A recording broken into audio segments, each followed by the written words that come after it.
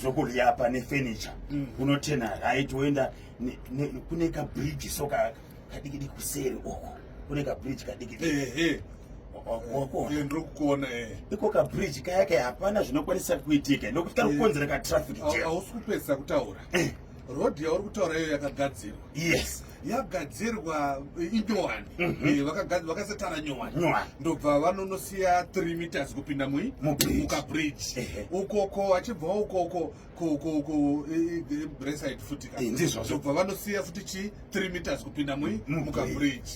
Saka kuti pane urongwa huripo here hwekuti bridge iro rikudzwe kuitira kuti mota dzipesane zvakanaka hatisati taziva nokuti dzinopinda ka 1-1 editarisa makuseni traffic jam yacho inenge iripo even manhero inenge isina kumira zvakanaka yauri ukaziva ndiri ukaziva kabridge kaya kanyemba kamwe ndonjira iwe ndobasa redu ka senhepfenyuro to inform, to educate and to entertain.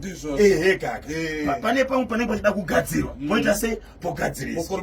Saka tingaendese chikumbiro chikunani chikumbiro ichi chinhu chinofanira kuenda kuna his worship. Aiwa vakurumidze kurequesta mari dzedevolution. Aiwa kuna his worship meya mafumi kana kuti kuna minister advocate Felix Mona.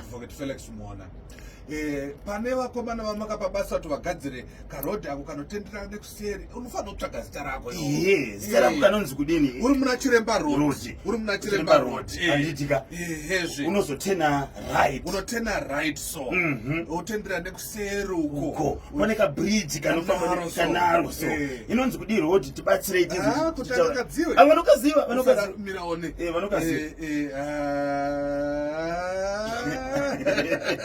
kurumidzai Afrika Moyo ndianombokurumidza kuti pazita Afrika Moyo ari kupi mazwana. Amen. Haana kupromotwa kuita chi angari chi angari EP rekatanga Afrika Moyo angari editor business news ka saka editor ndi EPs pamwe akapromotwa kuti chief kana ari kuredio anenge ari chi kana editor kana ari kuredio anenge ari EP and chief producer kosa karuti EP chi asanana kukanganisa ndi EP wana editor anenge ari manager aiwa manager kuita sei ndi chief producer editor in chief editor chief director pana kunyora reka road ikapa stari road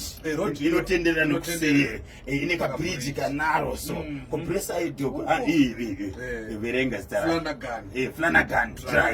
Flanagan Drive tiri kukumbira uka honorable Felix Mona advocate Felix Mona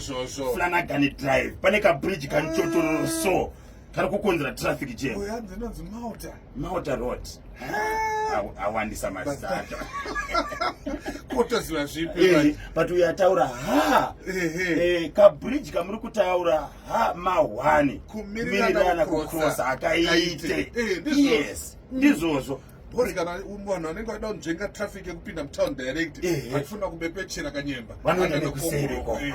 hauri ukaziva ndiri ukaziva tapapi nekuwadzana road andisati ndipewo kanamba dzaPA wa-honorable minister advocate Felix Mona vari kugara vari busy as a businessman izvozvi Harare Bridge Road pane Harare Chirundu kwoita Harare Nkai Bulawayo Nkai here kana kuti unenge uchishoka papona Harare Bridge masvingo pane parikutoswa flyover izvozvo kutaura kunoko program yacho yakatotanga usadaro and panga pasara paya kuti papedziswe basa riri kufamba. Aiwa tinotenda honorable but pada kuti patariswe kabridge kari muna Flanagan bvunzai bhosvo ndicho chibaba chemaroads anozivei ava vaita chikumbira anzi kudii kukorobra pedyo nepamashops pa-D4D kanyemba nafidza tanzwa nemasuweji kukorobra pedyo nemashops pa-D4D ndinonzi Gerald iyi ndio ya his worship manje iko kumasuweji kuti nakuma-lights nakuma-lights chikumbiro changu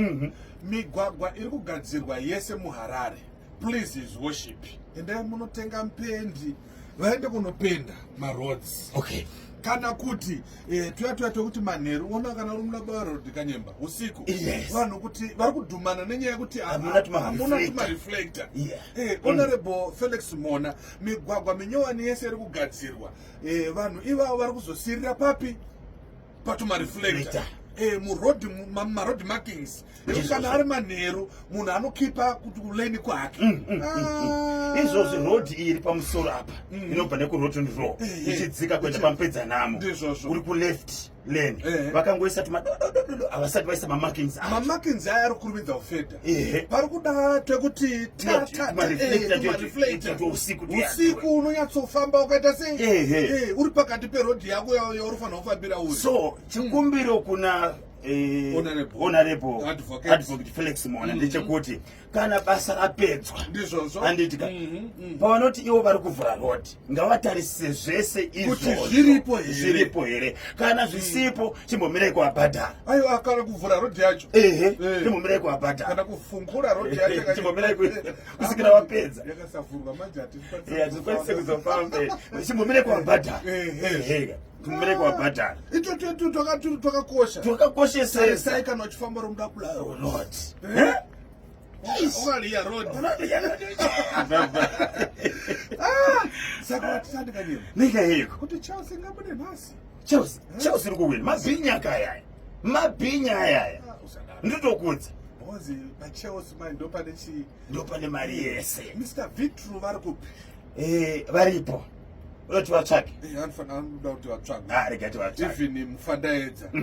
anga ari kwamutare kaoko ndakanzwa anzi former council chairman wemazo RDC aratisiya ndiranzwa nachairman comrade John Mudzonga akari kumariyo ndiwanga wari former pakazopinda watu John Mudzonga ndiwo akari chairman ari meya